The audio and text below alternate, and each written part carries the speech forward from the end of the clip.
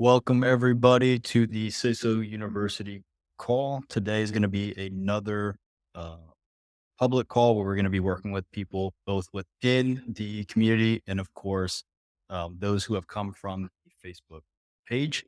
So during this call, what we're going to be doing is we're going to be covering essentially the roadmap to getting your first 100 sub accounts within the high level software. Essentially, the very quick recap of the 7 step antithetical process to acquire clients for $0 or less than a penny if you're including retargeting. And then we're going to open up at the end for a roughly 15-minute Q&A session where I'm going to answer any questions.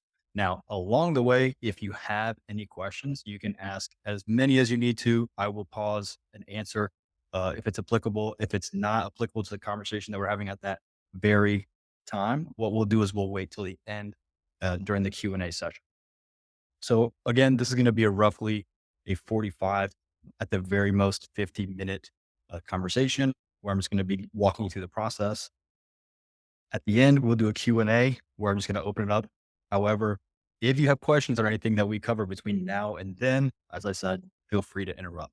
So what we're going to be covering during this call is going to be hitting the 100 client mark. This is going to be focusing very aggressively on the SaaS approach. So usually if you're in CISO University, I like to advocate for a SWAS approach with it, which is essentially software with a service where you are not only offering high level, but you're also adding your services, whether it's a done for you or a done with you.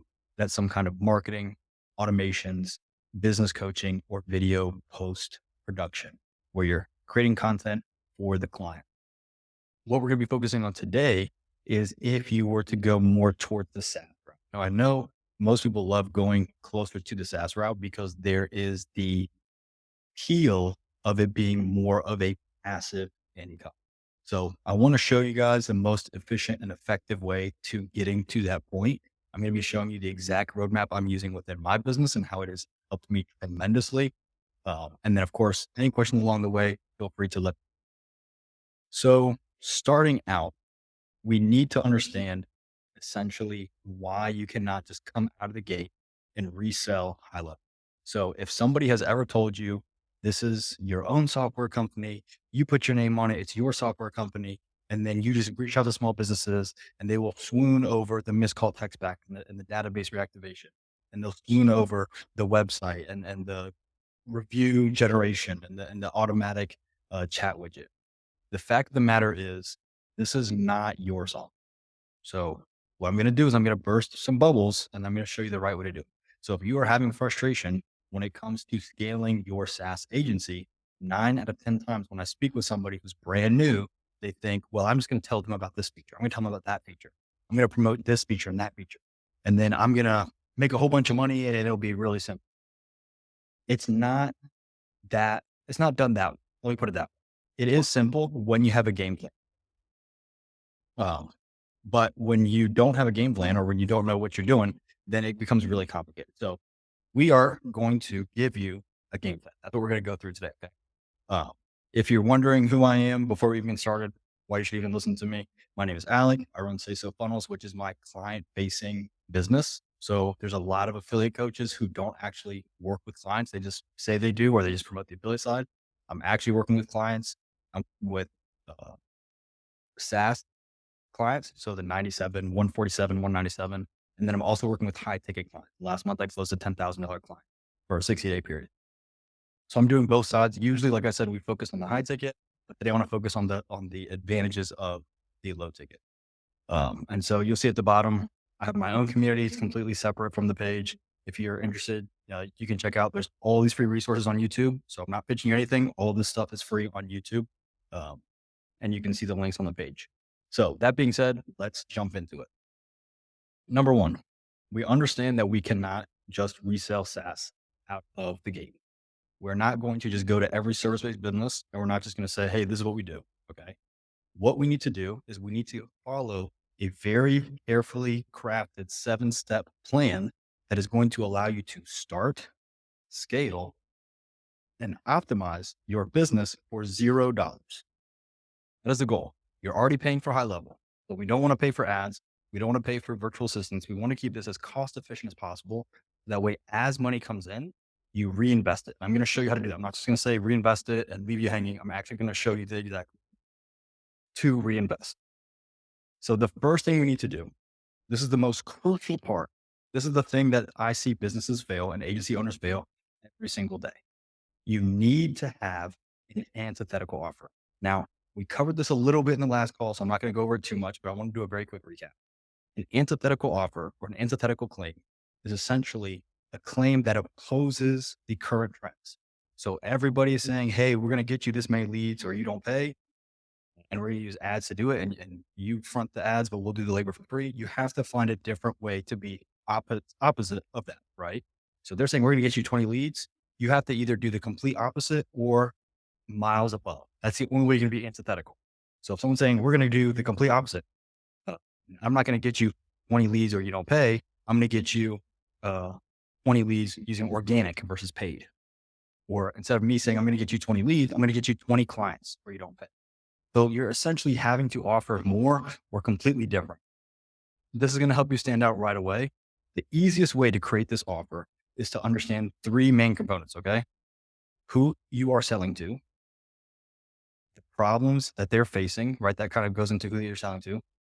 You need to understand what your competition is doing. So you need to understand the offers that are out there. You need to understand what your competition is telling their clients or their leads that they can do for them, because you have to do something opposite to the majority to stand out or elevated above the majority to stand out. That's the only way. If you offer the same thing everyone else is offering, if you're going around saying, oh, I can do missed call tech attack and I can do database reactivation, I can do yada, it's not going to get you anywhere. You're not going to be separate. Can you get leads that way? Yes. Your conversion rate is going to be in the toilet, but yeah, you can get leads that way. If you have an antithetical offer, you're going to see a conversion rate of between 3 and 8% on average, depending on the industry. 3 to 8%. That is a phenomenal range. If you are below the 3%, you can get away with it, but you should be constantly tweaking. So when you're reaching out to these people, you're having a conversation with them, you're understanding what they're doing, you're interviewing them, you're tweaking your offer as you go. If this sounds completely foreign to you, I'll explain it like this, right?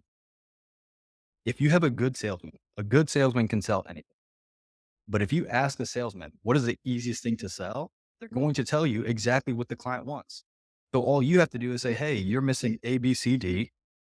This is what I can do in order to help you make money or save money. And if they say yes, great. If they say no, just be like, cool. What are you looking? Like, what do you think is holding you back? And then you can just have a normal conversation with somebody. The analogy I like to use is if you meet somebody in public, you're not going to go up to them and say, oh, hey, I do this and I do this and I do this and I can make your business. No, you're going to be like, hey, what's your name? Oh, cool. This is my name. What do you do? Okay, cool. And you're going to have a natural conversation. So when you can replicate that kind of a conversation in DMs, it is much more efficient. So step one, just to be very clear, you need a strong offer. The way you make a strong offer very quickly is understanding what your avatar wants, understanding what the market is already doing so you can stand out, and understanding how to make it as low risk and low effort for them.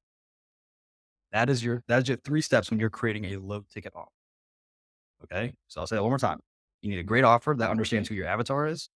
You need to understand what the market is doing so you can do the opposite or elevate above it. And then you need to understand how to make it as low risk as possible. When you're picking industry, it doesn't matter who you pick. Pick one and go with it.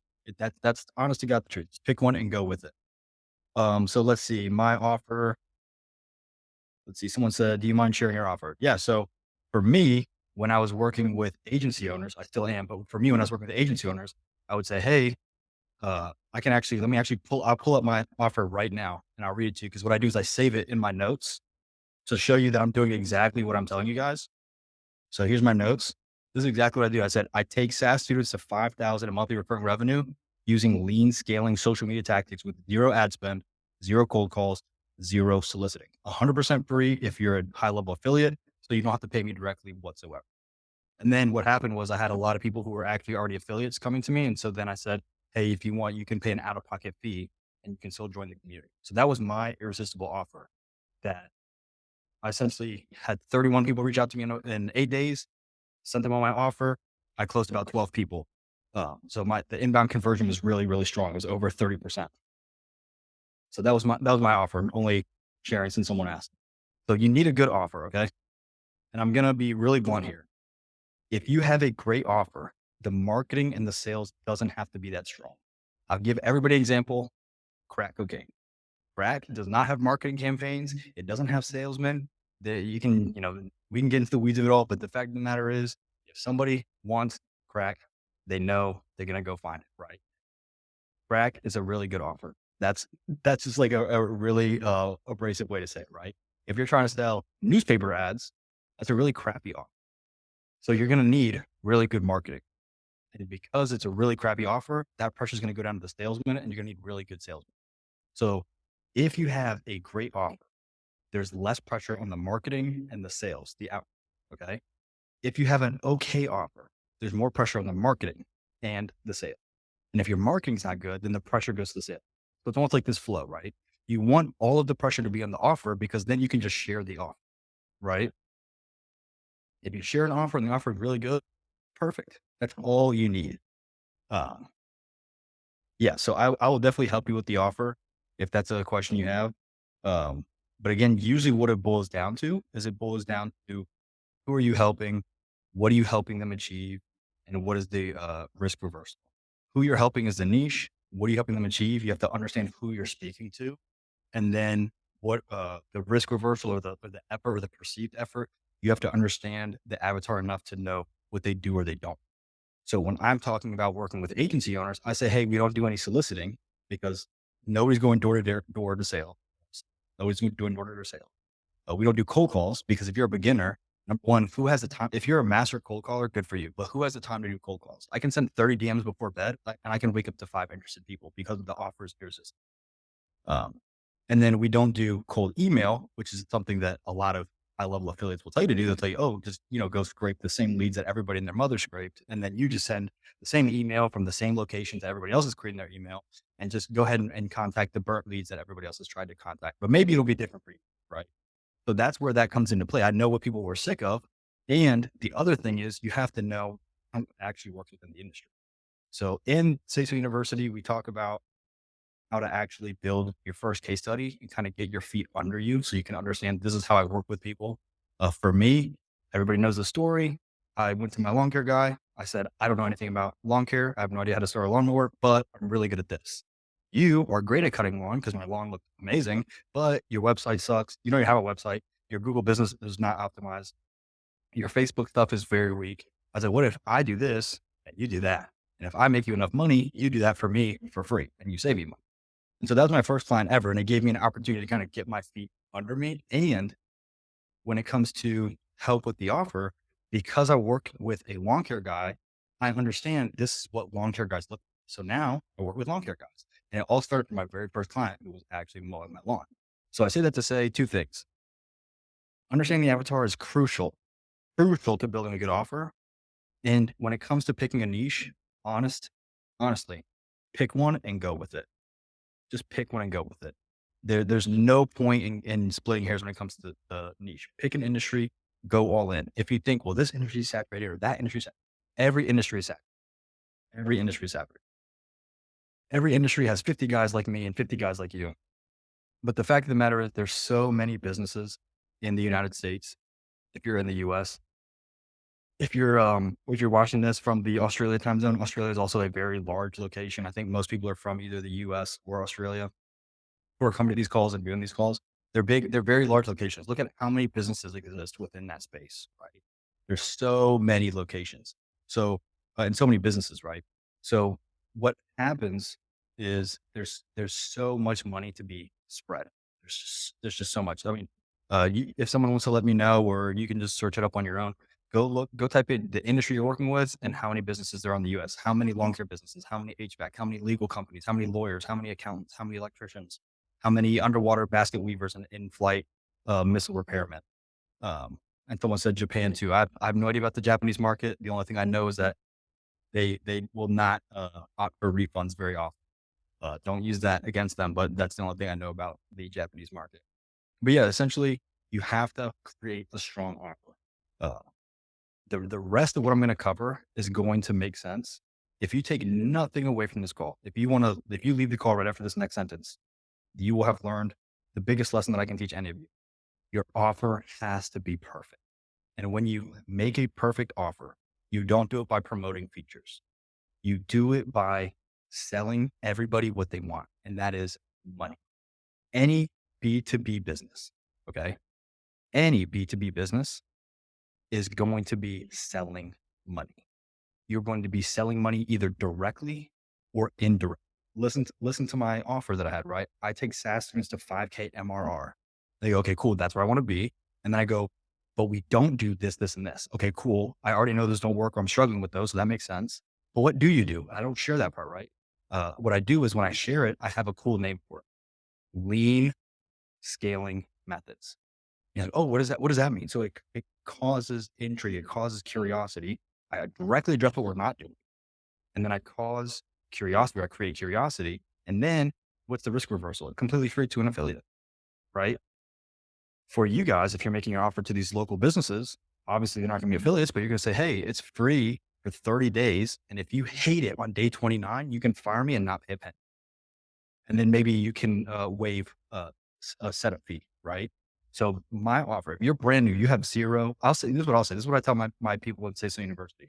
If you have sub 10 people, you're below 10 people, your main priority needs to be getting to 20 people, because 20 people, and if you haven't noticed, I'm in a new location, so I'm going to try to avoid screen sharing. So I'm going to pull out my phone. So 97, let's say we're charging the bare minimum. And I always use, if you're brand new here, I always use the bare minimum for the high level charge, like the 97, because I know you can charge 197. I know you can charge 297. I'm going to show you exactly how to do that. But let's say bare minimum 97. If you have 20 people every month, roughly just under 2K, just under 2K. So 20 people needs to be your goal, because once you hit 2K, a lot of you guys are in college, or a lot of you guys maybe have a part-time job, or you're working hours. What you can do is when you're hitting 2K, you can now financially set aside more time. Whether it's, hey, I'm going to cut back hours at my main job and I'm going to do that half time, part-time while I do this part. And so financially, it starts to make sense for you if that's something you want to do. And then when you have more time, you can scale. But the beauty of what I'm going to show you, I'm going to show you in steps 3, 4, 5, 6, and 7. The beauty of it is you could do it in less than an hour a day. So last month, for those of you in State University, you know this already, I hit 12K in net profit. If you don't think that's very high, that's one of my lower months. The reason I'm saying that is because I worked 1 hour a day, 3 to 4 days a week, because I was moving into a new condo that this all helped us afford. So it was like, it's really, really cool process. And even when I scaled it way down, I still had a over 10K net profit month. It was nuts. Super, super blessed. So number one, say it again, you have to have a really powerful offer. You do that by selling money. The way you sell money is by understanding who you're working with and the industry.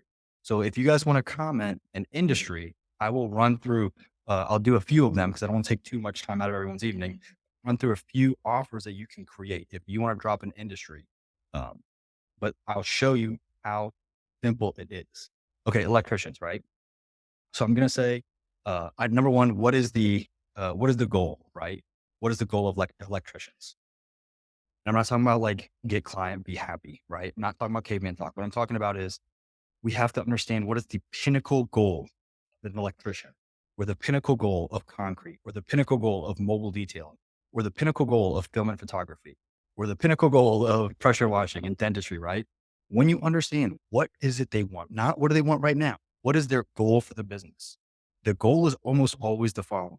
They want to automate the business, they want to expand the business, and or they want to exit the business. So they either want the business to run without them. It's a combination of these, okay? They want the business to run without them so they can do whatever they want and make money. They want to expand the business so they can make more money, either more offers in one location or the same offer in multiple locations, branching out, right? Or they want to exit. So it's usually a hybrid combination of those. What does exit mean? They want to sell the business. So they want to automate it, means they keep it, but they take themselves out of the work. Expand is super simple. They just have more locations, doing more scaling, or exit, which is where they sell the business, or they completely leave the business, break it off, sell it for parts, whatever, right? That's the end goal, to build up a business, sell it off for 3 to 5x what it's making every year, take that money and then start investing in other business. But the end goal for the business owner in that business, I don't care what business it is a combination of one or more: automate, expand, exit. So when you're doing your antithetical offer and you're doing your outreach, and you're going to do those all through the DMs, by the way, which I'll explain in a moment. When you're doing these outreaches, you need to understand what is the pinnacle goal, what is the target that they want to hit, and then how are you going to be the one to get it, right? And if it's a DIY service, because that's what this call is focused on. If you look at the previous calls, we talk about how to do that from a done with you or done for you service. This call is strictly on the DIY. If it's a DIY service, it's very simple. Every business is using software. So how do we make your software the software they come to? That is the biggest question when it comes to HighLevel. If you're reselling HighLevel, there's no difference between my software and your software. So how do we make that difference? And this is still, think about this to wrap your mind around how important creating the offer is. Everything that we're talking about is still step one of creating the offer. The rest of the steps are very, very quick, because once you have a beautiful offer, selling it, promoting it, like you'll see, I'm going to show you, is very, very simple. So creating the offer, right? If I'm saying, I'm going to pick one at random. Let's see, I'll do pressure washing sales, the most recent. So if you are working with a pressure washing company, how is HighLevel going to help with that at a DIY level? Well, let's walk through the customer journey. If we're working with someone in pressure washing, number one, what do they need at the bare minimum? They need a Google business profile. They need a Facebook social media, because they're going to find local clients that way. They need the website. They need a form. They need a way for them to contact. They need a way to show what they're doing, right? So we can do the website, all of the basic cliche automations. So we're still using the same things that other people are telling you to do, but the way we're going to package it is going to make a massive difference. So it's all the things that you're still going to use. The website, you're going to help them optimize the Google business profile.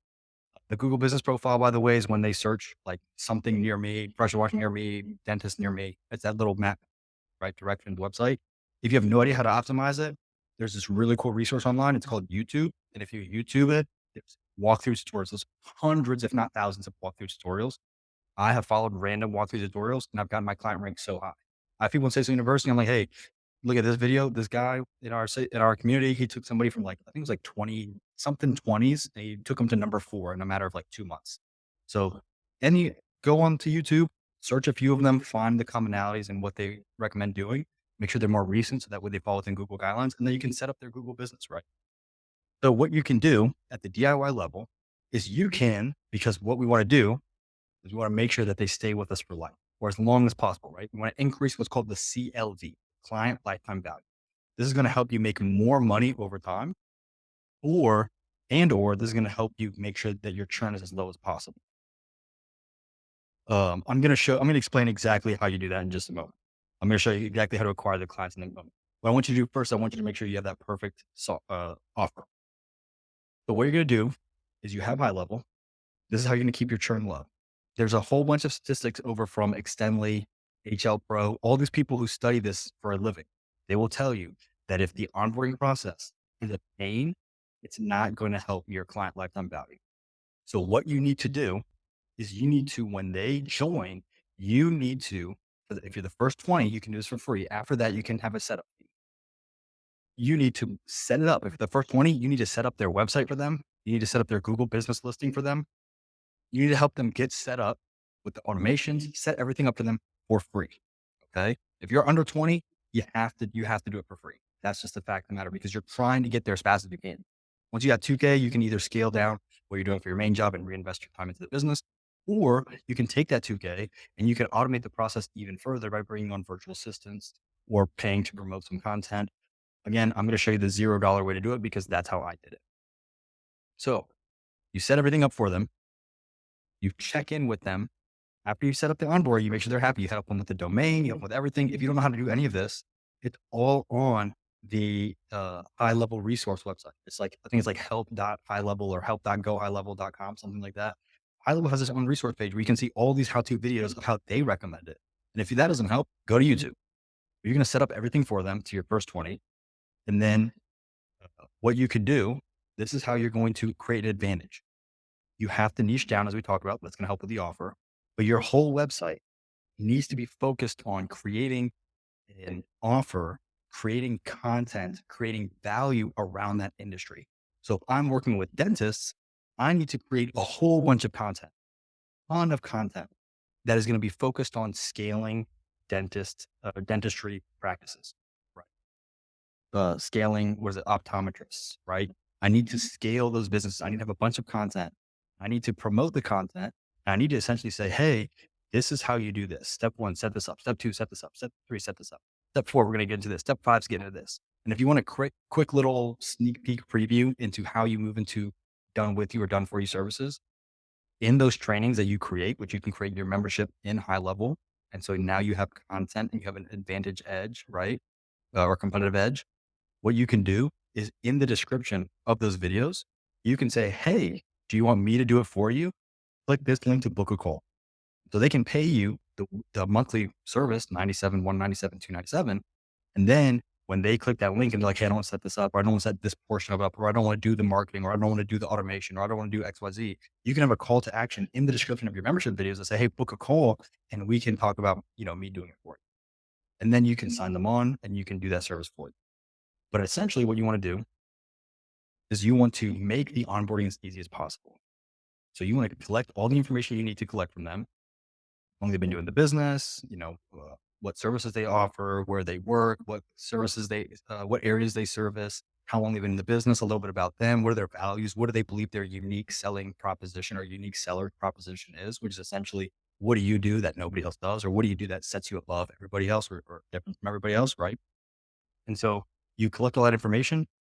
You can take the answers they give and you can route them into HighLevel. I have an offer for my sister university community where anybody who signs up for the 497, the SaaS plan under me, I come in and actually build out the full automated onboard. So somebody fills out one form, it takes all their answers, routes it through HighLevel, creates enhanced copy, and then it assigns tasks under that contact. So that way, all you have to do is go copy and paste that into custom values and it updates the whole website. Translation, you can build a whole website in under 30 minutes. It's super cool. So you need to make sure that the onboarding is done smoothly. And then you need to check in with them every 2 weeks. And when you check in with them, you're basically going to be like, hey, what's going well? Or, hey, just checking in to see if there's anything we could do better. And you just check in every 2 to 3 weeks. One time, hey, what's going well? Next time, hey, is there anything we could do better? And by keeping a pulse on your client and your community, which again, you can automate. You can have an automation in HighLevel that says, wait 2 to 3 weeks, send this email. Wait 2 to 3 weeks, send that email. Wait 2 to 3 weeks, send this email. Or send this text message or send this Facebook message, right? And it can essentially all be centered on just checking in with them. So they feel that you are checking in, even though it's still a DIY service, and you are able to essentially make sure that your churn is as low as possible.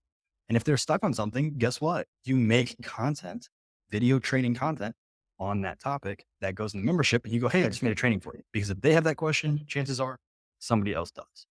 And then as you make more and more money, you're going to outsource the back end. So you're going to outsource using something like Extendly. Extendly will come in and do all the support. So they will do live Zoom calls with them. They have resources for them. They have walkthroughs where if you click, for someone who's brand new, they click, how do I use calendars? It literally walks them through and shows them how to do it. Like it gives them the tour of the software and they update that stuff every single month. Every time there's a new update, they update. So essentially all you have to worry about is creating a good offer, getting the onboarding done, and then making sure you check in with them every 2 weeks. And you could automate the checking in afterwards. So now that we have the good offer, or now that let's say you're brand new with this and you're like, I got an offer I want to test out. Next step, we have an offer. Now we need to figure out somewhere to send people because the next step after we know where to send people is how do we get people to send them? You can't send them to nowhere. So what you're going to do next is you're going to build your funnel. If you are brand new, this might blow some of y'all's minds. Like if you're brand new, you are not going to you're not going to build a website. A website and a funnel do not convert. We talked about this in the last call.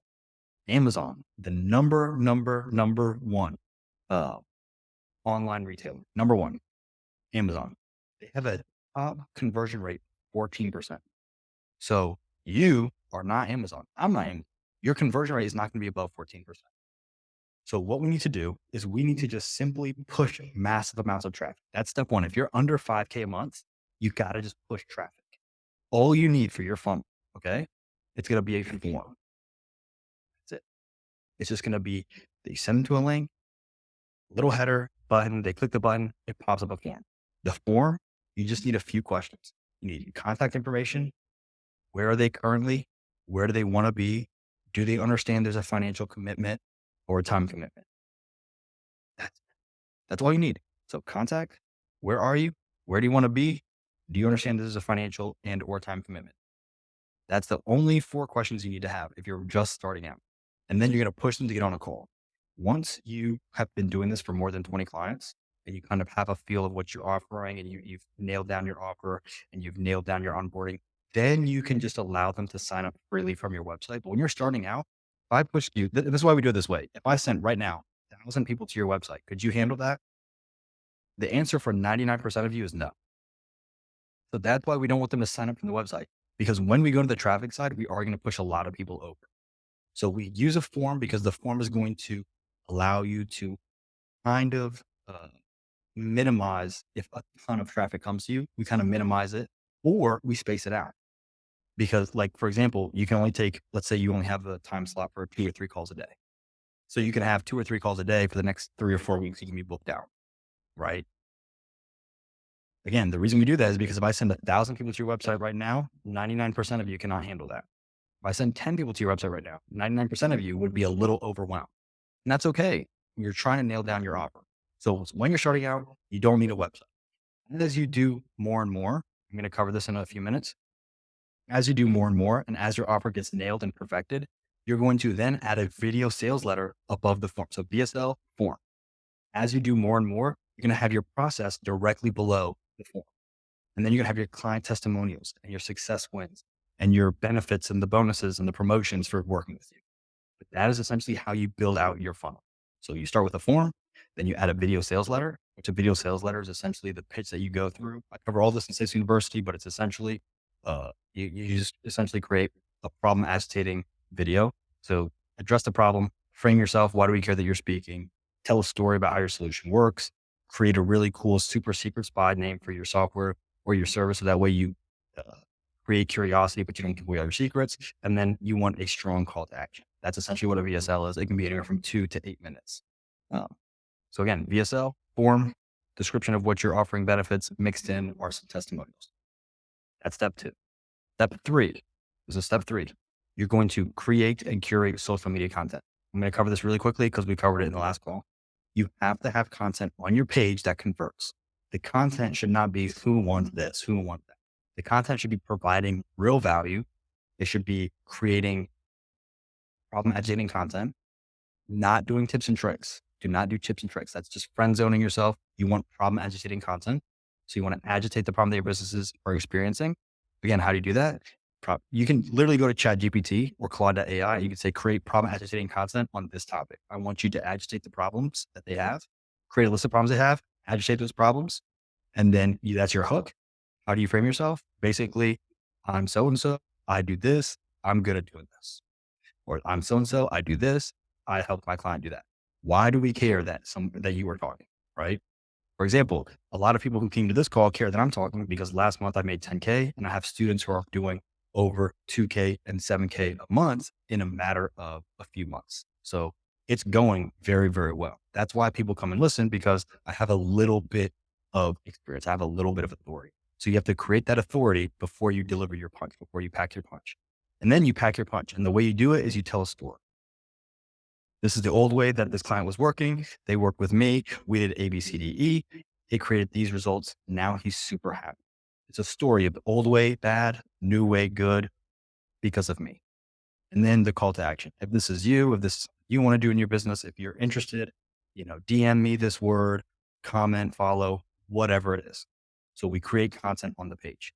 When you're starting out, the best social media platforms to use, Facebook and TikTok. Facebook, TikTok. TikTok is going to be your shorts. Facebook is going to be your shorts. You can do longer form content from YouTube that gets reposted.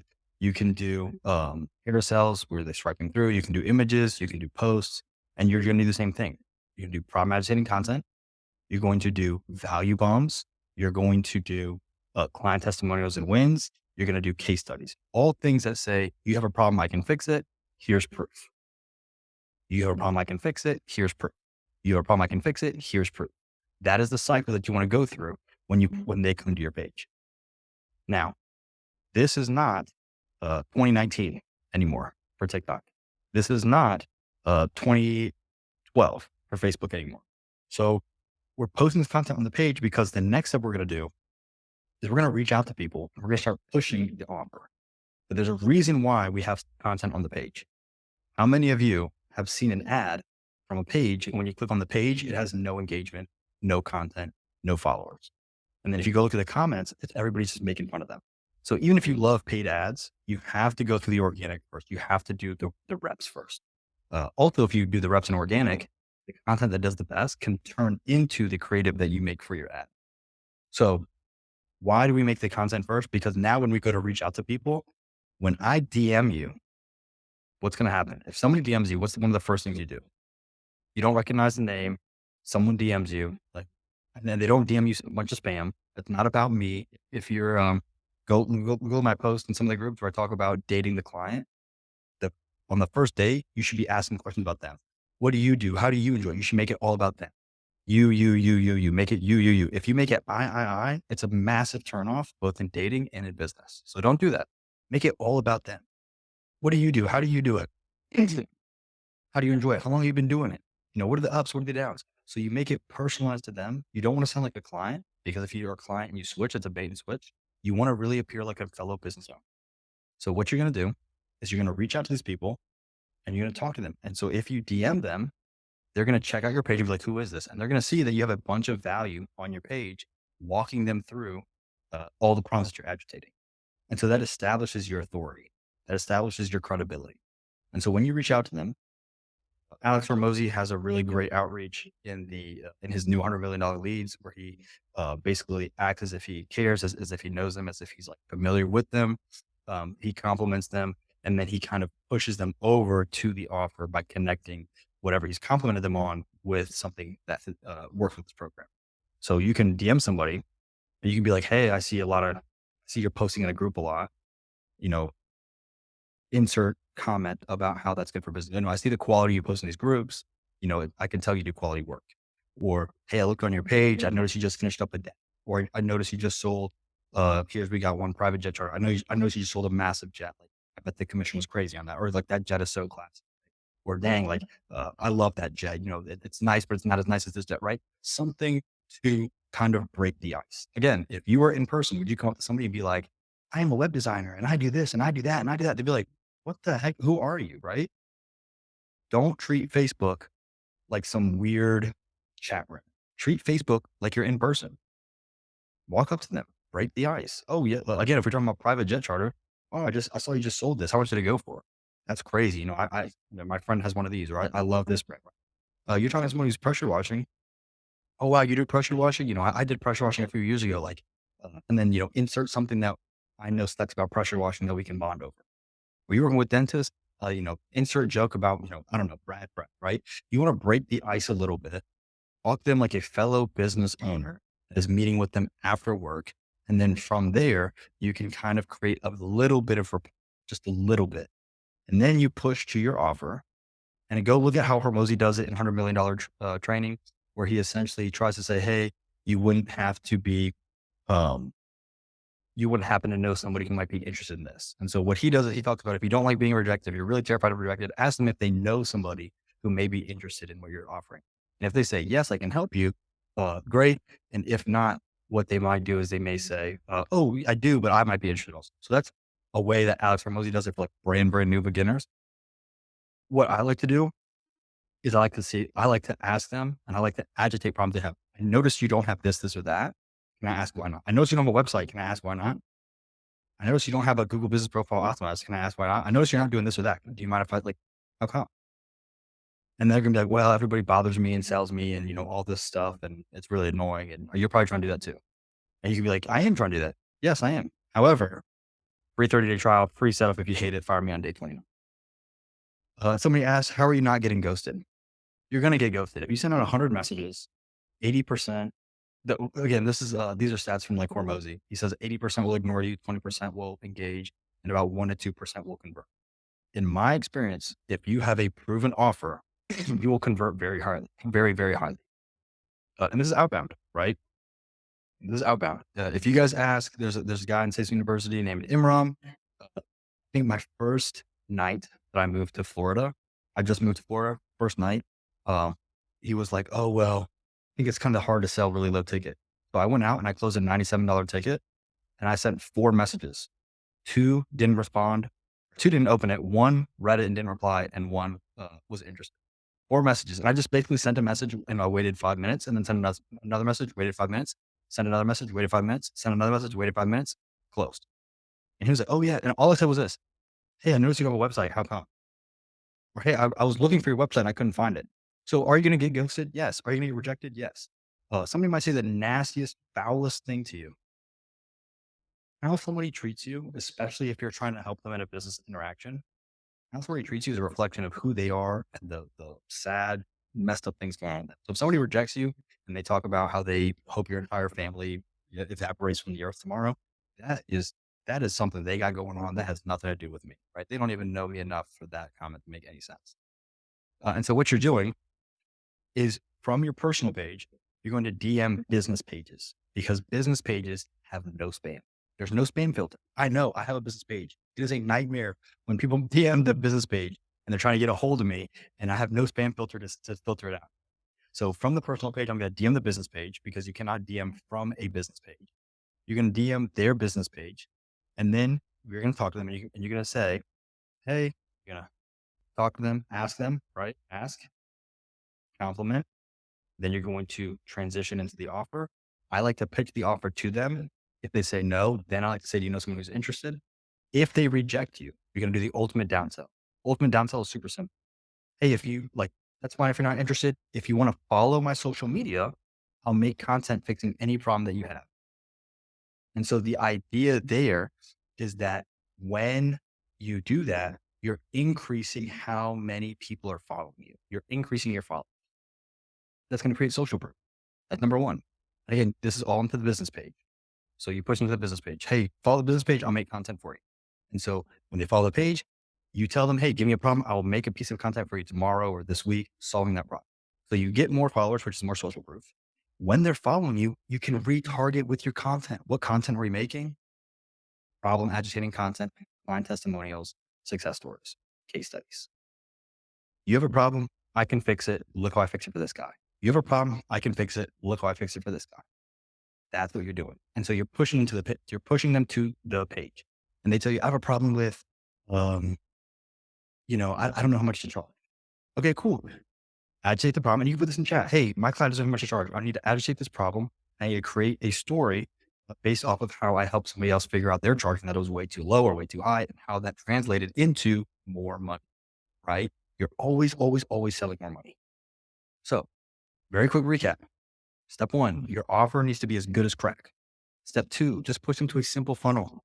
Funnels do not convert. Content does. If you don't believe me, go look at your favorite celebrities or TikTok influencers or whoever. Massive following, massive following. And then what happens? You go to their little store, their little link in the bio, and the Shopify store, it's usually Shopify, just looks terrible. And yet it'll say sold out the whole way. I saw some creators Shopify store, longest close ever. He's famous. All 3 items were completely sold out. And the Shopify store was just literally, it wasn't even a landing page. It was literally just a product page. It was so bad. But guess what? Conversion mechanism does not matter. So we know the conversion mechanism doesn't matter. We need to keep it low drag. What does low drag mean? It needs to be so stinking easy for them to sign up and for you to get their information. So you can do that through a form. HighLevel just has this really cool feature that just dropped where you can have a video play and then halfway or a portion through the video, it says, "Hey, we need your contact information to keep playing the video." That's a really cool thing I'm going to be testing out. That just came out, I think, this past week. So you're going to collect their information. Now that we have a place to send them, you're going to create content. Why do we create content? Because it's going to establish yourself as a credibility because inbound leads convert almost 10 times higher, 14.7% higher, or 14.7% in general. Outbound is on average 1.7%. That's why we create the antithetical offer. That's why we have the social to reinforce our credibility. Because if you cold email, cold call, cold solicit, how do I know you are who you say you are? How do I know there's truth in that? There's not. And so in the offer, again, in the offer, you need to be creating content. You need to be creating value. One of my favorite methods is create a community. I have Cisco University. I have students who are creating their own Facebook pages for plumbers, for pressure washers, and what they're doing within that community. Excuse me. What they're doing within that community is they're engaging and they're talking to them. And then they're saying, hey, if you come in this community of all pressure washers, all electricians, all HVAC, all dentists, you're networking with other like-minded individuals, you're building off of each other, and we are creating content based off of the things, the issues that you have questions on. And the beauty of doing this method is that it's very budget friendly. So if you have a DIY person, cool, come on in, we'll onboard you, set the whole thing up, make it easier than ever. And then you're good to go. And then if they're trying to accomplish another task, you can upsell them into done with you or done for you offers. Now, the way that you truly create that advantage, remember, because you need to create an advantage, is you need to have niche down. You need to create value and content that they only gain access to when they pay for the membership. So imagine 97 a month. And what you're gaining access to is we build you the website, we optimize the GMB, we have trainings on how to use social media, we have trainings on how to do this, we have trainings on how to do that. If you don't know how to make those trainings, you go on YouTube, you recreate the same video you found. You go to HighLevel, you recreate this. Every time a HighLevel feature drops, you recreate it. You get Extendly, you put that in the back end so people can now navigate and you're hands off on support. So if somebody has an issue at 2 a.m., guess what? You can stay asleep and Extendly's virtual assistant team can handle it. Once you have that set in place, all you're going to do now is create content and do outreach, create content and do outreach. And so the way we create content on automation or automatically is you do video podcast where you film a conversation, you go to Google, you search up, people also ask under your industry. So ask a question about HVAC or private jet charters or whatever, see all the questions that come up, answer those questions while recording yourself and split that into smaller clips. You can use tools like Descript. That's my personal favorite. You can use free tools like CapCut. You can use Adobe, any video editing software. Doesn't really matter. And then you schedule those all out. So now you have constant social media presence. You're doing outreach. And then of course, as you're bringing those clients on, you're going to be monitoring how they're doing. You're checking in with them. And then anytime you have something that does well, either on the DIY or the DWY or DFY packages, you're going to create case studies. When you create case studies, you're going to essentially document where were they when they met you? Where did your software, where did you take them? What was the benefit? What was the impact that had on their life and their business? How did you do it? That is the central video. Again, referencing Alex Hormozy, his first ad that went crazy, whereas an actual video ad was him just showing the back end of the ad campaign that he created for gyms that got them a bunch of clients. That just completely fell out of his count. Same thing you're going to do for you. That's why we do those free onboardings, because if you have 20 people and you're working with them or at least teaching them what to do and teaching them how to do it, then odds are out of 20 people, if you actually are understanding how to use HighLevel, then it should be a no-brainer because, and I've had people ask me this, well, how do I know it's going to work? When it comes to a business, you have three things. You have traffic, conversion mechanism, fulfillment. Traffic, conversion mechanism, fulfillment. Starting out, we already discussed how conversion mechanism needs to be there, but optimizing it is not important. Fulfillment is just going to be offering what you said you were going to do. Here it is. I said I was going to do it. Here it is. How do you do that? Well, once they're at HighLevel, they have access to HighLevel. They have the trainings. They have the backend extended support. They have all this, but you can scale that up too, by the way. You can start at 97 a month and scale that up to things like $6.99 a month, which might be expensive. But if you're at 20 clients, that's very fair. And that takes off a lot of pressure on you so you can start pushing more and more traffic. So we know conversion mechanism just needs to be there, doesn't need to be pretty. And we already know how to scale it out. And we know fulfillment is already going to be there because all you have to do is onboard them, which is essentially asking questions about their business, put that in the website, use a template, change the colors up. If you don't know how to change the colors, you go to Cooler Colors at COLOORS.com and you just randomize the color palette till you find something you like. Or you go to ChatGPT and say, hey, this is the business I'm working with. Create a color palette based off of the answers to these forms or the answers to these questions. And then somebody asked, what are the 5 form questions again? Contact information needs to be number 1. Number 2, you can do a multi-page form, right?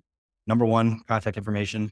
Number 2, where are you currently? So in terms of clients or revenue, and that's going to be very specific to your industry. Where are you currently? If we're talking about private jets, I probably don't expect someone to sell, 20 private jets a month. That would be nuts. But where are you right now in terms of selling private jets? How often are you selling a plane? Or what's your average commission selling a plane? Or, tailors questions to the audience, tailor questions to the audience. So contact, where are you now? Where do you want to be? Do you understand this will take time and money? Those are the questions I usually ask. Who are you? Where are you now? Where do you want to be? Do you understand there's some kind of a commitment? I like this one. Do you understand there's some kind of a commitment? Because it's a confidence question. We don't want low quality leads coming in who are like, well, I want to be here and there, make it happen. No. Do you understand there's time and financial commitment? Because if you're not willing to work with me or use the software, right? Whether it's a DIY, DWY, DFY, if you're not willing to do this, then it's not going to work. So you need to understand that coming out of the gate. So those are the questions I like to ask in the forum.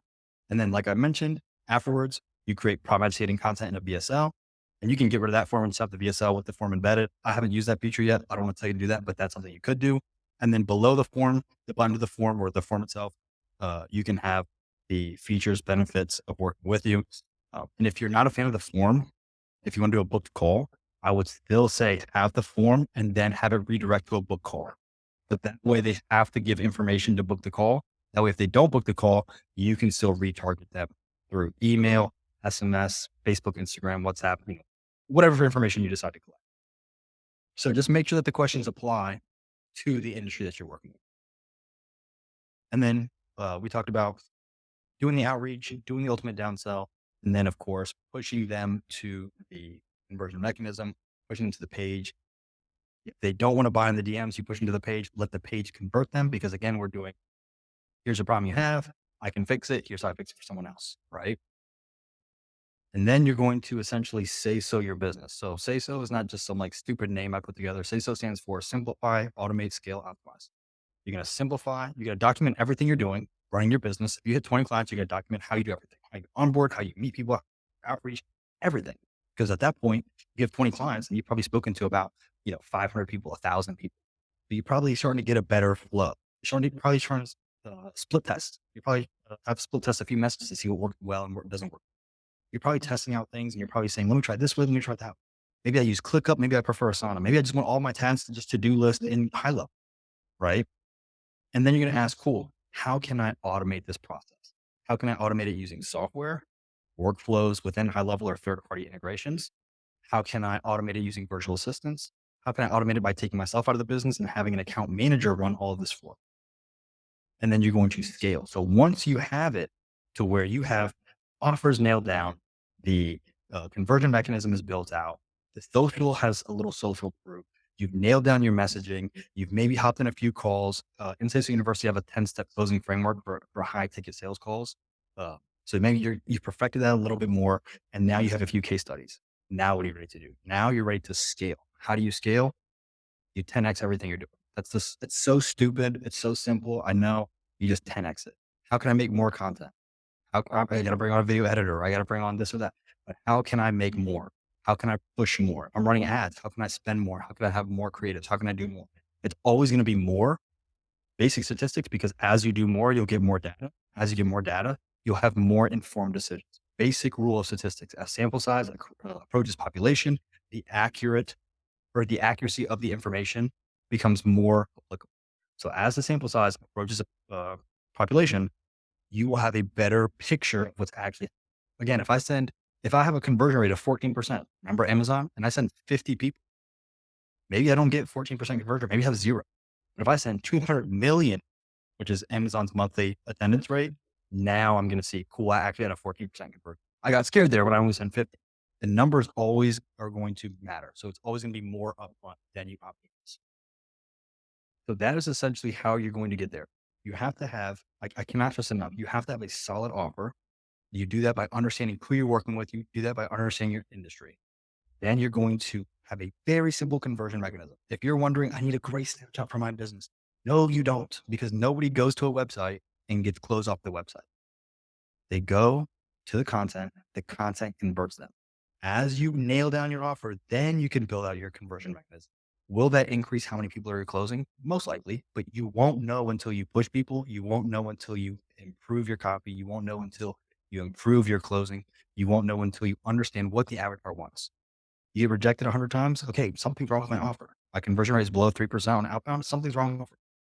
This sounds so stupid, but one of my first students ever created this really crappy video. And he essentially got 2 leads off of it. His first video, prime editing content, wind was blowing, he's outside, got 2 leads off of it. It worked so well.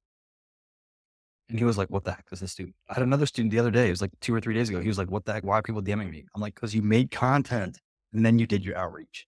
So I want to be very clear when it comes to making content, you're not going to go viral on TikTok. You're not going to go viral on Facebook Reels. If you do, great, but most likely you're not. The whole point of making that content organically is so that when you reach out to people, they can see that you know what you're doing. They can see that you're a real human being talking to the camera, and they can essentially get converted or closed through the content. That is essentially the point of creating organic content. It's not to go viral, it's to register when you do your outreach. So now here is the cool part. If you're trying to get to 100 people and we know that we have an average conversion rate, let's say 3%, let's say 1%, I'm going to be dramatic. Let's say 1%. I'll say this and then we'll wrap up and see if you have any questions. So let's say your average conversion rate is 1%. That means I need to DM, I need to talk to, I need to reach out to personalized messages and content on my page, 100 people for one client. So if I need 100 clients, I know I have an average conversion rate of 1%, which is already 2% below. I need to reach out to 10,000 people. 10,000 people. I'm really trying to hone this in over you guys. This is where I lose some people. This is where I lose the people who were never serious about business again. You need to reach out to 10,000 people with personalized messages. If we're talking about a 3% conversion rate, right? You need to reach out to roughly 3,000 people. If you're hitting 10,000, if you're aiming for 10,000, you're doing 30 to 50 personalized messages a day. It takes you 30 minutes. Don't tell me it doesn't because I know it does. 30 minutes. You pull up a page, find someone to talk to them, compliment like a business person, wait for the reply. Don't spam another message. Don't follow up with them through the DMs. Send the reply. In Cis University, a really aggressive way of scaling is you DM them. You wait 24 hours and then you give them a call after 24 hours, a follow-up call. That's a really aggressive way. But if you want to just keep it through the DMs, exactly what I did, you message personalized messages, 30 to 50 people a day. You make content. You drive the people who don't want to work with you to your page. Everybody needs to go to your page and let the page convert. And those that want to work with you, you do the onboarding for free for the first 20. Afterwards, you can set up a whatever fee you want, right? Like $90 to set it up. And then after you get, 30 or 40 people, you can increase it to 200 or increase it to, I have a student who did, he just messaged me the other day. He said, "Hey, I did a $700 setup fee for Google Business Profile." He had 2 people close it. This is an extra $1,400. And they were still paying him monthly. So it really boils down to, this is so simple, but the reason why, guarantee you, if any one of you were to hop in this chat right now and to tell me I'm stuck and nothing you said works, I guarantee you that if I looked at your organic social media profile, I would see, and I looked at your messages, I guarantee you I'm going to see one of the following. You have no content. Your content, if you do have it, is tips and tricks, which does nothing. You need to agitate the problem and you need to show people, right? You have a problem, I can fix it. Here's how I fixed it in the past. If you haven't fixed it in the past, guess what? 20 people free setup to get that irresistible offer, and then you help create results. So I guarantee if you're failing, it's because your offer sucks, because your content is non-existent, sucks, or is inconsistent. And usually it's those two. The offer sucks, the content sucks, and the outreach sucks. The offer, it takes a lot of time. I don't want you to plan perfection. I want you to get a good enough offer. Who do you work with? What do you help them do? Make money or save money, right? Expand, automate, exit, hit a certain amount of money per month, hit a certain amount of profitability a month, sell a certain amount of jets a month. Work with it, right? What is the end result you're trying to help them do? How do you help them not do it by not doing X, Y, Z? And then coming up with a industry specific term. So if you're talking about pressure washing, you want to talk about like, hey, we're going to help you, I don't know, wash away the competition with our streamlined scaling method. If you're talking about private jets, you're going to, I don't know, soar over. It can be something cringy. It can be just make it niche specific that resonates and make it cause, make it create curiosity, make it create intrigue. So again, if you're not above where you want to be, if you're definitely below 5K a month, I promise you, your offer sucks because you're selling software, you're selling features. You need to sell the end result. your content is non-existent, inconsistent, or just weak, it's tips and tricks, it's not promising content, no client testimonials, none of that. And or when you're DMing, you're not DMing enough consistently, and you're definitely not pushing them to your social media channel. If you were to do these three things every single day for the next 30 days, I would be shocked if you didn't get at least 10 new clients. Shocked. 30 to 50 messages a day, personalized. Don't just copy, paste, copy, paste, copy, paste. Don't do that. Take the time, build the business, because once it's built, guess what? You don't have to find new clients. That's why we love HighLevel. You just keep those clients happy. And if you are still creating that workflow, re-examining the offer, making sure the conversion mechanism is on point, making sure you're creating content, making sure you're doing outreach, the volumes you're doing it, making sure you're collecting case studies, and then promoting those case studies within the content. I promise you, you are going to have 10 clients by the end of the month. Maybe not the end of the month, but within 30 days. So I think we have like 9 more days within 30 days, 30 to 50 personalized messages a day. I say 30 to 50 because if you did it every day, it's 30. If you did it just the weekdays, it's 50. So I know I went a little over. I'm really trying to break it down that this is as simple as I'm saying it is. It is not a matter of, I need the silver trick. I need the specific sales script. I need this, I need that. I don't have, it's not that. All you need is you need to make a good offer and start talking to people within the community, make content, make value for the purpose of creating value, and then push them to that page, let the page convert. This is how you're going to close people for $0. Zero. If you don't believe me, you can try. If you're like, well, I need a certain script. No, you don't, because the same script that is being shared with you is just recycled offline. Go online, go on YouTube, pull up free scripts and just start there. Go look at Hormozy's $100 million leads and start there. Go look at Instantly's one line email, their email headers, start there. All the stuff is online for free. I'm just putting it together in a way that is consumable for you. So again, says one last time, and then we'll see if we have any questions. You need a solid offer to be better than crack cocaine. You need to actually create content that provides value and resonate with the people you want to work with. Then you need to DM 30 to 50 people a day. And when you're DMing them, you're making a personalized message, you're complimenting, you're asking them if they would be interested in this offer. If they say no, ask if they know someone else who may be interested, and then offer to follow your page in return for content. Can you specify what you mean? You said the 3 points of the offer again. Can you specify what you mean there? Right. Oh, for creating the offer. Okay. So yeah, you have the client avatar. Who are you selling to? So who are they? Their industry. So like, for example, let me see if you answered what industry you're working with. So you said mobile detailing. So mobile detailing, right? Understand the mobile details. You have to understand what they like, what they dislike, their strengths, weaknesses. You need to understand the ins and outs of their business. You do that by talking to them, working in the business yourself, or going on YouTube, doing extensive research of other people, right? Or just interviewing. So I need to understand, what is the typical mobile detailer personality? What do they like? What do they dislike? Are they blue collar? Are they not blue collar?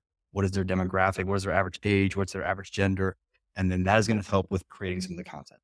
And then you need to understand the industry. So the people who are working with mobile detailers, what are they promoting? What is the majority?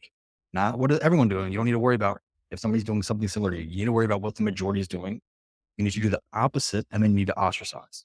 Go look at Scrub Daddy's social media. All they do is make fun of sponges, and they're the complete opposite sponges. They're really abrasive. They're not squishy. They're not soft.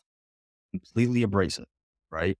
And then they make fun of sponges for being stinky and gross and wet. Their marketing campaign is genius. I'll be honest with you. I can't stand Scrub Daddy. My wife loves it. I can't stand it. I can't clean a can with Scrub Daddy. I don't know what it is. I think I'd rather eat a Scrub Daddy than clean a plate with it. It's just a nightmare for me. But their marketing is genius. New way good, old way bad. And they make fun of the old way. So who is my avatar? What is my competition doing? And then how can I actually get the avatar who want to work with me by making this as easy as possible to get signed up?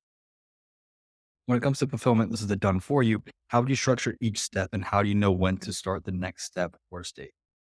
So the done for you It's really specific to what they're trying to accomplish in what time and with what budget. So I'll leave the question up there. So when you're doing done for you, it doesn't always have to be in a marketing facet. You have a few main categories when it comes to done for you. It's going to be marketing, creating automations, video podcast post production, where you're creating content for them, and then business coaching, consulting, yeah, it basically becomes like efficiency coaching, right? So when we're talking about offering done for you services as an upgrade from high level, it's going to be marketing, content creation, automations, and or uh, what was the last one? We had a marketing, video creation, automation. Oh, and then business coaching, business consulting. That's going to boil down to. So, Mateo, you're in Cisco University. We already have the training on the video podcast post production. I gave some advice on the automation. We actually have next week, I'm finalizing the contract with an SEO guy who's going to come in and teach. He's going to create 10 videos, 10 video series on doing SEO. So if you're not in Cisco University, you don't have to join. I'm not trying to make this a sales pitch. What I will tell you is that we're going to be offering way more than any other affiliate coach, or I call them scam affiliates because usually they don't run their own business. Usually they're just like selling a fever dream. What I do is I actually come in and I actually provide. So we have, for example, I have a training on video podcast post production where you film interviews and you produce content. I have a guy who closed a $2,150 deal per client.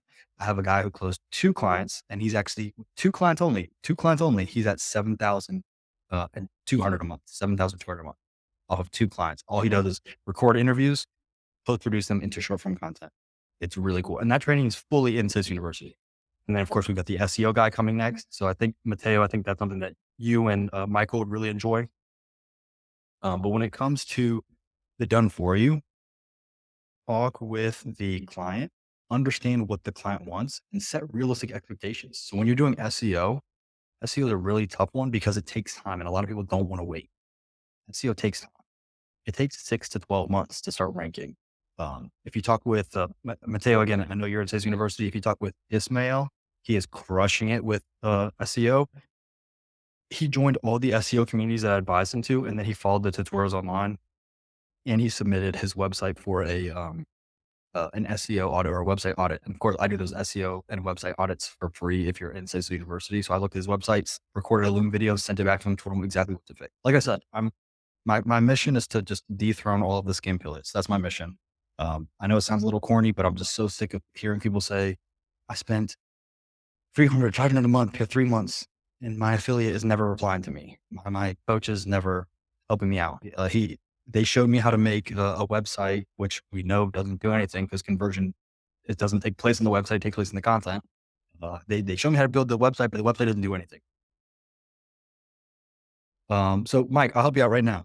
If you are comfortable doing this, if you want to comment the industry you're working with, and if you're doing SaaS or if you're offering a service, if you want to comment that, I will do that right now for you and I will help you create an offer. This is the kind of support that I'm offering in Cisco University. If you look at Mateo's in Cisco University. He's an HVAC killer. He and his buddy are doing working with HVAC companies. He's in Cisco University. I had several calls with them. Okay, so we've got automotive.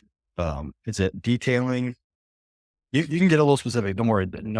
Even if there's another automotive person in here, there's too many businesses for you guys to even bump heads competing. So the detailing, is it cleaning? Is it auto body, selling cars?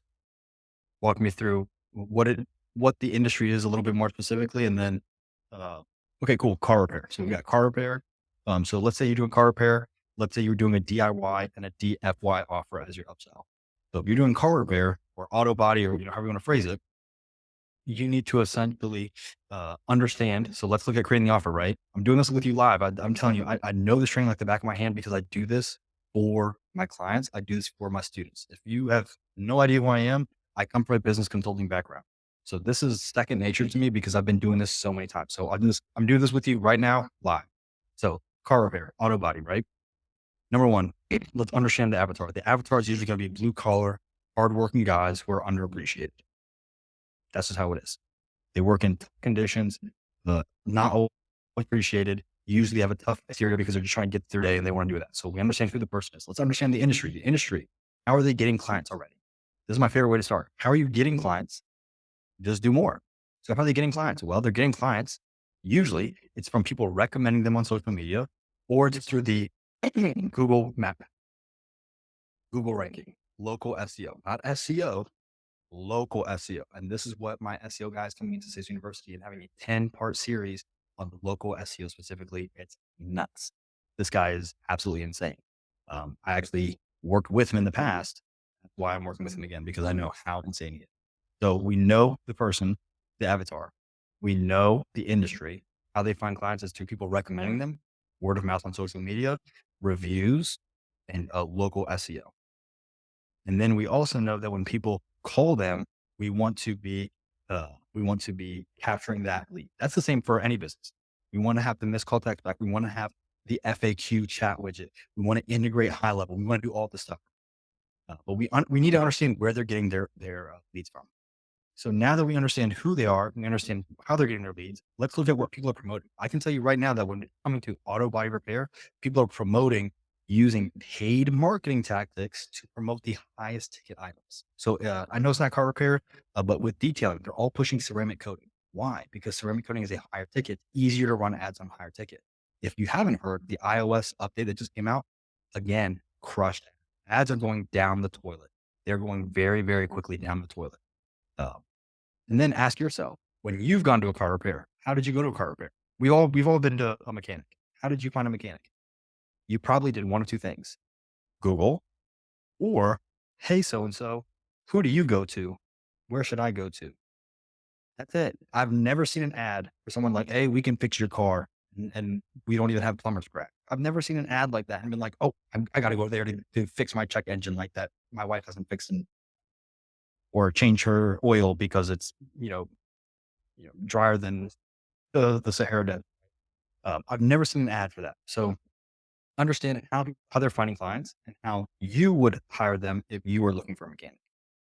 And then again, the main competition, your competition, go do an intensive competitor analysis, but it's going to boil down to, you just type in mechanic marketing, marketing for mechanics. Act like you are a car repair service looking for a marketer, and then see what they're offering. See what they're offering that people like, see what they're offering that people don't like. And what's going to happen is, as you search and do a competitive analysis, guess what's going to happen? You are going to start seeing ads for car repair.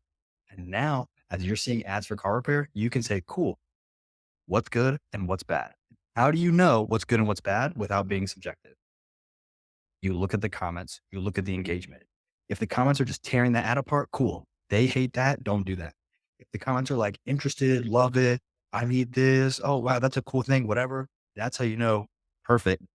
That's how I want to go work, because that type of marketing is resonating with people per the comments, per the engagement. So now we understand who we're working with. Now we understand the industry that we're working against. The third piece is going to be, how do we make this as irresistible as possible? Well, the really simple way, if you're brand new, is you're going to type in mechanic. Mike, I'm not, don't share your address with me, but like, if you were to give me a location, I'd say like mechanic Richmond, mechanic Buena Vista, mechanic Hollywood, mechanic Tallahassee, mechanic, I don't know, whatever city, right? Mechanic Philadelphia. What's going to happen is, you're going to search these cities. It does not need to be near you at all. Just service name or industry, location. And you're going to go to Google Business. You're going to open the map and you're going to scroll, and you're going to find somebody who doesn't have a website. And if they have a Google Business profile and no website, I guarantee you they're going to be on Facebook. People will get on Facebook before they get on Google Business profile, because there's no verification. So you're going to get on Facebook, you're going to find them, and you're going to DM them, and you're going to say one of two things: I'm looking for your website, I don't see it. Or, how come your website is not on Google Business profile? So that's route number one. Why don't you have X? Route number two is compliment, and then move over towards the offer.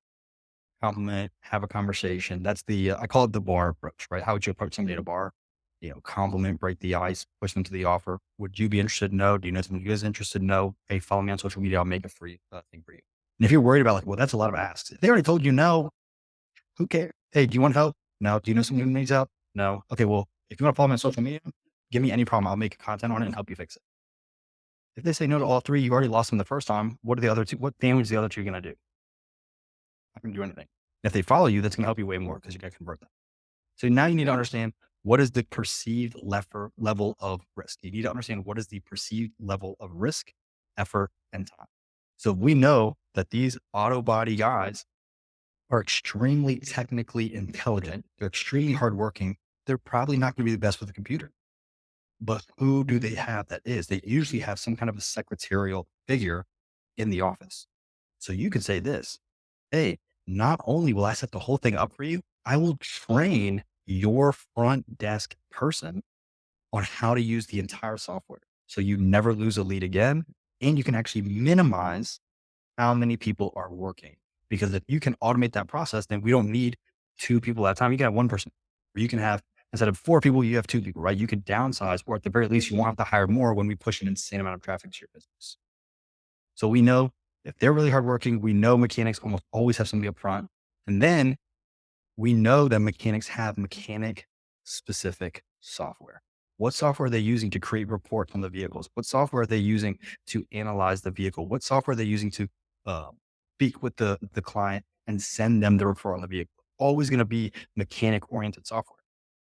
So now if you're on the 497 SaaS plan, you can integrate the APIs and you can use automations to essentially connect the niche specific software with HighLevel. And so now you've essentially, think about this.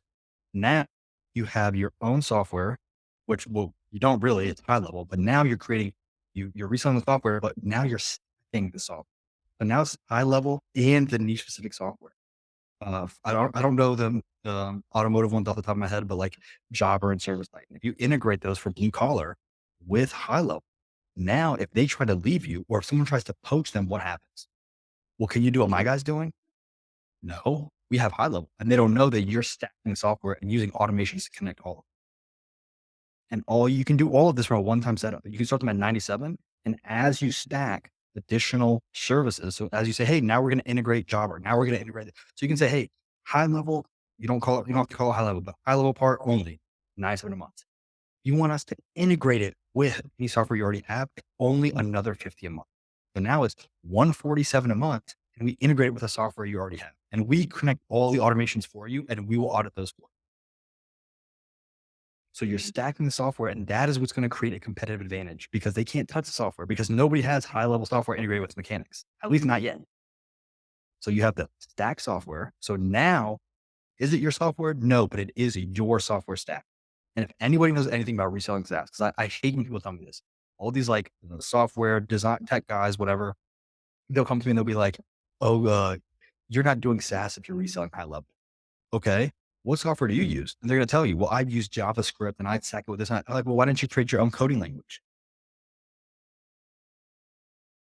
Everyone is stacking software.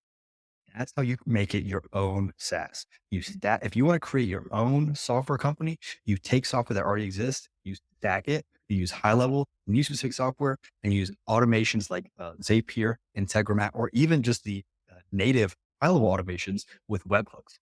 And now you have your own software stack. And then to make it even better, you show people how to do it on their own using the membership portal within HighLevel that you grant them access to automatically using HighLevel workflows the minute they sign up with an account. And so now we have someone of it. We understand the 3 components of the offer, right, Mike? We understand those 3 components. How do we make an offer out of that?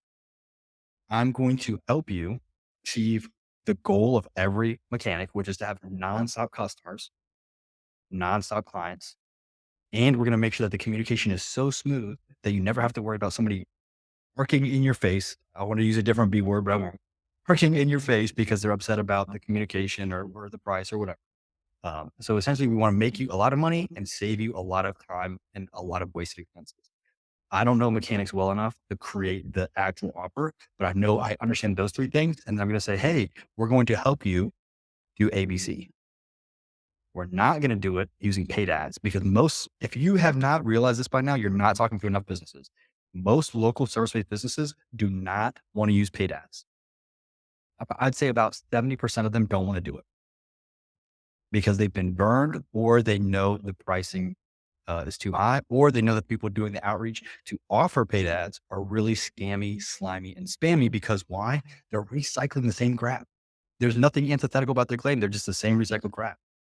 That's why we want to be antithetical because if you come up saying the same thing the last guy said, and let's say the last guy was super spammy, they're just going to associate you as the same thing.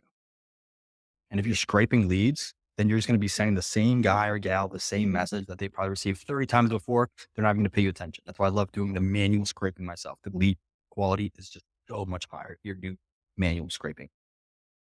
So we understand. So when we say, hey, I help mechanics do this, without using paid ads, without hiring more people. So it doesn't matter if there's a hiring issue, because I know right now for especially blue collar industries, there's a really big issue with hiring more. So we're not going to tell you to run ads, or you're not going to have to hire new people. Even when we send you a ton of people, you're not going to have to hire new people. We do it using and then insert mechanic name for scaling. Like, was it like a jack or a lift? I'd probably come up with some like corny term. And I actually use HighLevel for creating names. Like, hey, create a name for a process that does ABC and create it based on this industry. And just say, give me 10 versions. And then you can give them the framework. The first framework of the three components. It's a variation of Formosi's training from his $100 million offers, where he talks about the three components of an irresistible offer. I have just applied it to SaaS because I want to make it applicable to you guys. Someone asked, I know it was a little bit ago, do we need to be part of CIS University for the 10-part logo SEO series? Yeah. So essentially it is within CIS University. We release trainings every single week. This past training, I actually, it was on Monday. I actually shared the very contract I used to close a 10K client and a 4K client last month. So it was about 14K in revenue. It was 14,200 in revenue on high ticket deals alone. None of that was SaaS. It was really, really cool. I shared the exact contract and how to use it. And I shared how to find contract software for a flat rate. So you don't have to pay DocuSign every single month. So Mike, I would look at those three components, go to chat and say, hey, here's everything I know about my avatar. Create an irresistible offer. I need a very specific industry term to create curiosity.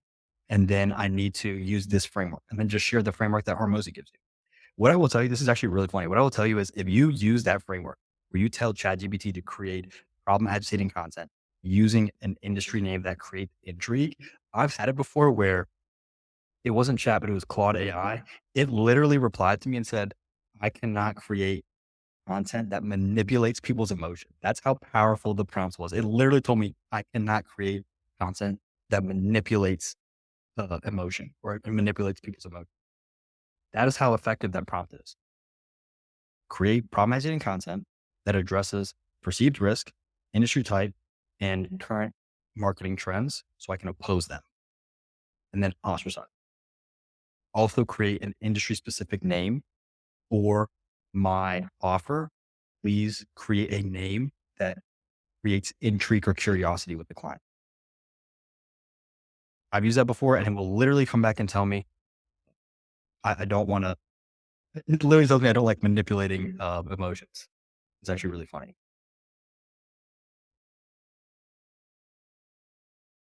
Again, I know I'm going a little over. If you need to jump, there's no problem jumping. I really appreciate you guys coming. I'm going to stay a little bit longer, see if you guys have any other questions. This is what I do every single week. If you're in CISO University, which is free to affiliates, if you have 0 clients, you can always restart under me, or you can pay the out of month fee. I have not met anybody who has not had a positive ROI joining CISO University.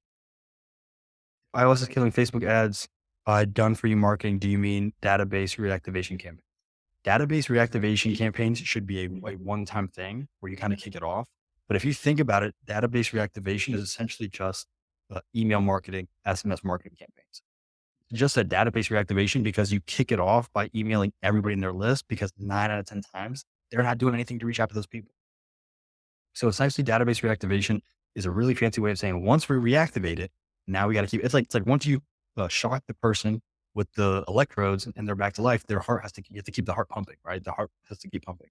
So once you bring them back to life, you got to keep going. You got to push them through the campaign.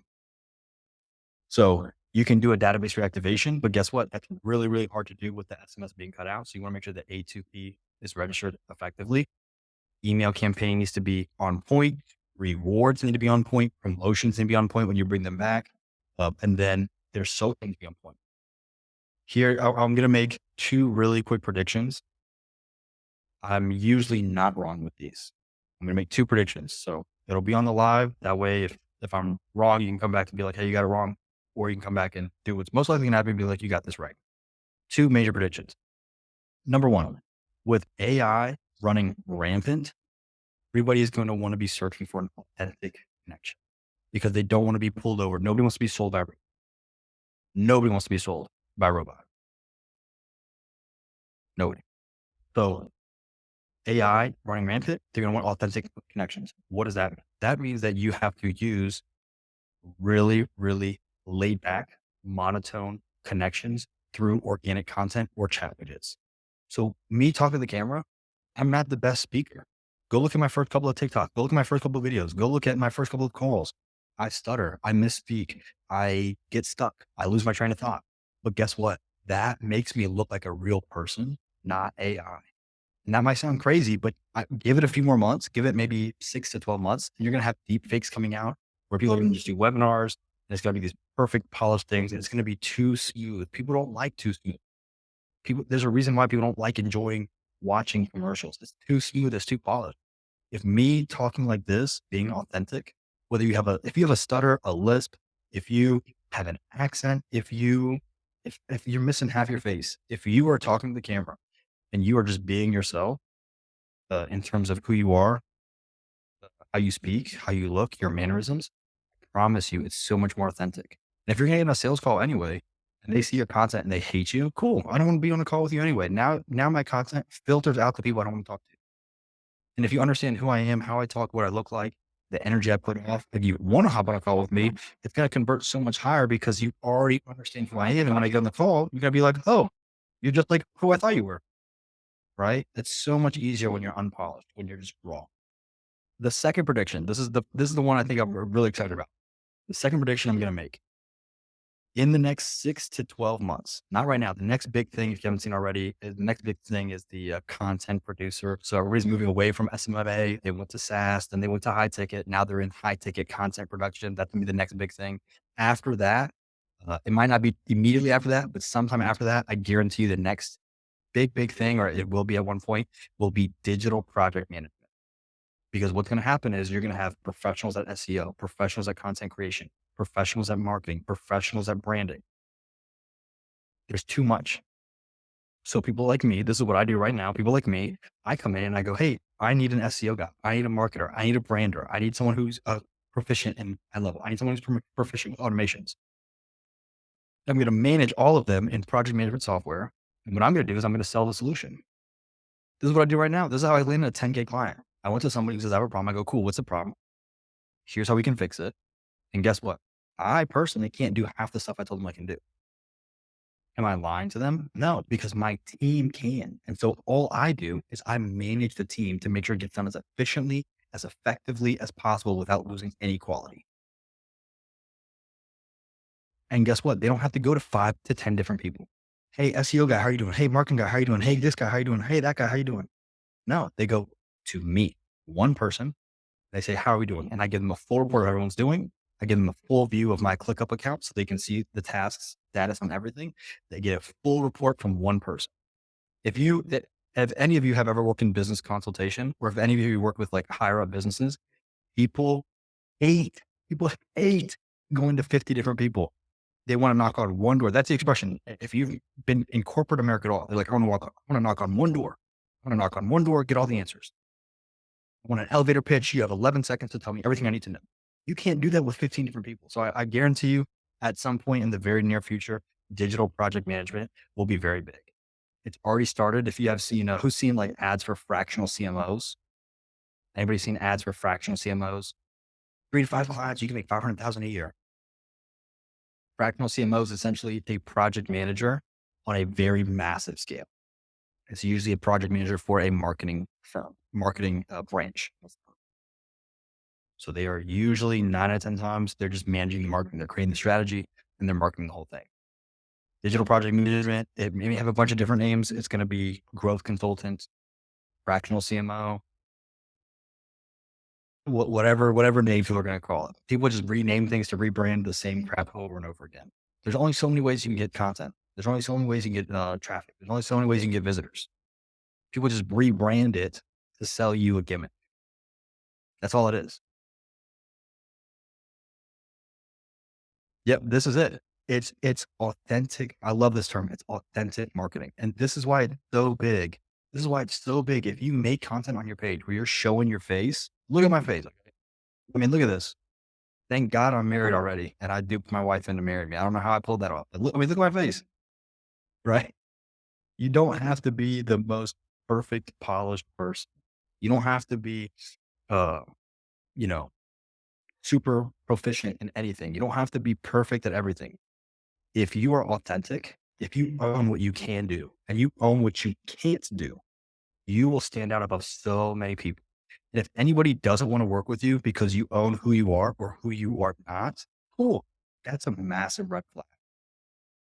Nobody comes out of the womb with the skills to do what we're talking about. Nobody comes out of the womb with any skills, right? And if you, I mean, my wife and I, we have an 11-month-old daughter. When she takes a few steps, we're like, yay. And she's walking really well and she trips. We go, okay, get back up. Right.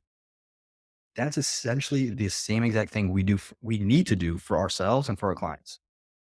If you fail at something, if you're trying to do marketing, it doesn't go well. If you're trying to do whatever and it doesn't end out the right way, or if I have people in Say University and they're like, I want to do this. And I'm like, I wouldn't do that, but it's your business.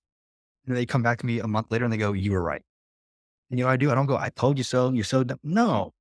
I go, you know what? I was right. But now you understand it on a fundamental level because I told you not to touch the stove and you touched the stove. That's experience is going to resonate way more with you than me telling you what to do and you blindly believing me. So when you're doing this stuff, I know we talk about perfect offer, content consistently, outreach consistently. You're going to mess up. If you have the same grace with yourself that you have with a baby trying to crawl, trying to walk, nobody laughs at a baby for falling down unless it's like on a banana peel and like obviously comedically hilarious. But if nobody's going to laugh at a baby falling down. So you are in this stage, you are a baby in HighLevel. You are a baby in DIY. You're a baby in SaaS or SWAS. Allow yourself to crawl. Babies don't even start crawling. They start by rolling over, then trying to get up on their hands and knees, then trying to crawl, crying a bunch, falling a bunch, then trying to stand up, then trying to just bounce, then trying to step, right? If you had that grace for yourself, like a baby, you never stopped crying. Again, 30 days, 30 to 50 messages a day, create the offer, perfect it first. Simple conversion mechanism. Watch the training again, create the content, do the outreach. I'm telling you, it will work. Someone said, joining Cisco as soon as I get my first clients. Definitely appreciate that. Again, I have these calls because I want to just provide value for you guys. I share as much value here as I wish I had starting out. I wish somebody told me starting out, hey, you can't just resell HighLevel. It's a complete waste of time. You really can. You've got a niche down. How do you pick a niche? Close your eyes, throw a dart, hit a board, pick that niche. I'm not even kidding. And when you join, here's what I'm going to tell you. So Peter, I'm going to pick on you a little bit. If you have no clients, this is my recommendation. You can always cancel and sign up under me under a new email, or you can pay out of pocket. For those of you that want to sign up let's say you're already signed up and you want to upgrade to the 497 plan, what I will do is I will come into your HighLevel account, create a form, full of my workflows. That essentially what happens is when somebody fills out a form, it takes those form answers, routes it through a prompt that I've already created into ChatGPT. It then spits out those answers into tasks. It assigns those tasks to either you or your virtual assistant. And then it even adds a time. So 1 day to complete, 3 days to complete, 5 days to complete. It creates all the tasks. So when somebody fills out one onboarding form, it creates every task for you to onboard them successfully. For the values, it will actually create like an about us, services and things we do. It even creates a unique selling proposition. So when it spits all that out, all you have to do, paste it into your custom values and it will automatically update your website. It is really, really cool. So that's something I'm offering to anybody who upgrades to the 497 plan. Again, uh, we're going way over. I love doing this. You can ask anybody. Every week, I'm like 60 to 90 minutes. I always end up going way, way over because I just love helping you guys. So again, we are going way over. I love it. We do this every single week. Any other questions? I don't care how stupid it is. I don't care. Um, Someone says if you're already on the 497 plan, so you can, if you have clients and you don't want to lose them, completely understand. You can cover the fee out of pocket. It's $49. If you want me to come in and build the automation, I can do that for you. We can figure out how much of it you want me to build or not. We can talk about that offline. Uh, but that would be up to you in terms of how you want to do that. Yeah, 100%. I'd build the workflow. And here's the cool thing with the workflow. You can, we can build this in HighLevel. So it creates everything in HighLevel. As you get, this is the really cool thing. As you get better with this, we can actually create all of this outside of HighLevel. What is the appeal in that? The appeal in that is you can essentially, let's say you want to stay on the 297 plan, and you want to pay out of pocket for the workflow. The workflow then would use Google Forms, still ChatGPT, but your own open API, which my team and I completely set up. And then we route the values instead of into HighLevel, we route the values into ClickUp. And then in ClickUp, we have a full breakdown. So it gets even crazier. And you can actually reorganize the whole thing for you. Uh, so yeah, I'm open if that's something you want to reach out to me for, depending on how much you want to do or how much you want me to do, how intricate you want it, if you have a form or not. We can talk about all those variables. But if you are upgrading to the 497 plan and you're not on it already, it is free of charge, completely free. Yeah, Christian, if you want to DM me, more than welcome to. Any other questions? Any other questions? I'll give it like a minute or two, see if you have any other questions. You guys have been phenomenal. I hope that I'm providing the value you guys want.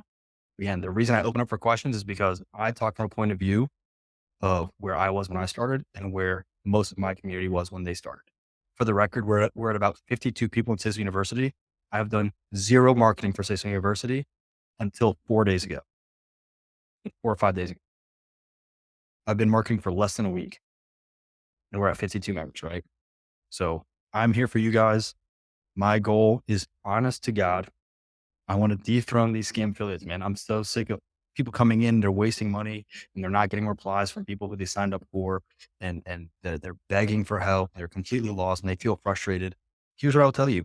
If you don't have a game plan, you don't have a flashlight, you're just in a dark room trying to navigate it. You are Helen Keller in a crowded room full of furniture. How can you expect to navigate that? It's really difficult. What I do is I cut on all the lights, show you the path, hand hold you over there, completely free to affiliates.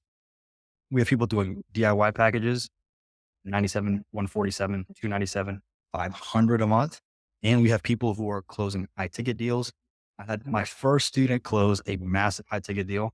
It was super cool. So he's closed the highest high ticket deal that I've seen within Texas University, 5,000 a month for content creation, 5,000 a month for content creation. Uses the exact step-by-step training that I have in CISO University. So we'll see. Sean, always appreciate having you in. Appreciate the kind words. Christian, again, thank you so much for the kind words and look forward to speaking with you. Anybody else have any questions? It's right now it's 8:38 my time. I'm going to give it 2 more minutes. If you guys want to head out, feel free. I'll give it 2 more minutes for any other questions you guys may have. I don't care how stupid you think it might be. I don't care how simple you might think it feels. I don't care if you feel like I've answered it 1,001 times. I'm going to pick on Imram. He's asked me the same question like 40, 100 times, and he is starting to absolutely dominate with social media. So I'm just picking on him because I have to pick on him.